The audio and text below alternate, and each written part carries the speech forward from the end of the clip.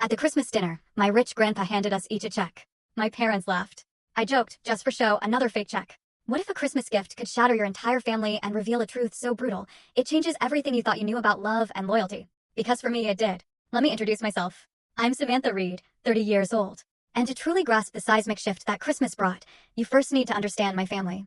My parents, Charles and Denise Reed.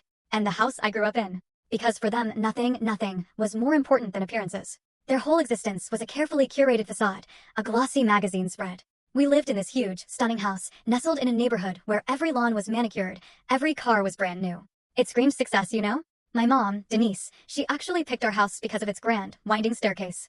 Impressive, she'd declare. Perfect for first impressions. And inside? Just as impressive. And just as cold.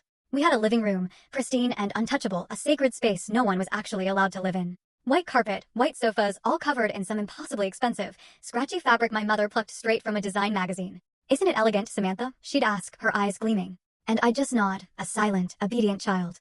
I still remember the day I dared to be human in that room. I was 8. A single, tiny drop of water escaped my glass onto that perfect white sofa. My mother screamed, "You'd think I'd set the house ablaze." She scrubbed for what felt like an eternity, her face a mask of furious disappointment. "This is why we can't have nice things," she hissed, her gaze boring straight into me. After that, I never stepped foot in that room alone again. Not ever. My childhood was just a never-ending series of photo shoots. My mother was absolutely obsessed with family photos. Christmas, Easter, every single vacation, we had to pose. We had to look happy. We had to look perfect. I remember one Christmas photo, I was 12. Mom had bought us all matching bright red sweaters. They were so incredibly itchy. I couldn't help but frown. Samantha, smile. My dad, Charles, snapped. He was leaning by the fireplace, one hand casually in his pocket, already practicing his own perfectly relaxed smile. "It's itchy," I mumbled. "Stop it," my mother hissed, her voice low and dangerously sharp.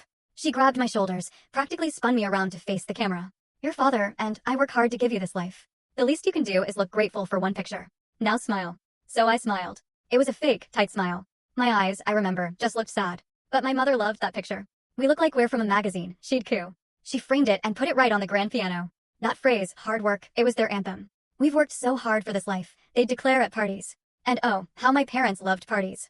They loved filling. Full story video added in below.